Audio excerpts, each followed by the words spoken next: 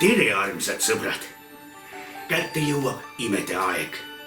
Ka sina, hea sõber, saad aidata ühel jõuluimel sündida. Tahan sulle tutvustada väikest 2-aastast Kasparit, kellel on diagnoositud ekspressiivne kõnehäire. Väike Kaspar vajab hädasti tegevusteraapiat, et oma igapäevaelus paremini toime tulla. Kaspari arengu toetamine on perele aga väga suur väljakutse.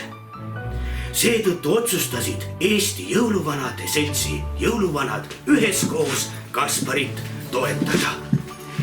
Ole sinagi hea ja tule aita ühel jõuluimel sündida ning toeta oma annetusabil Kaspari tegevusteraapiat.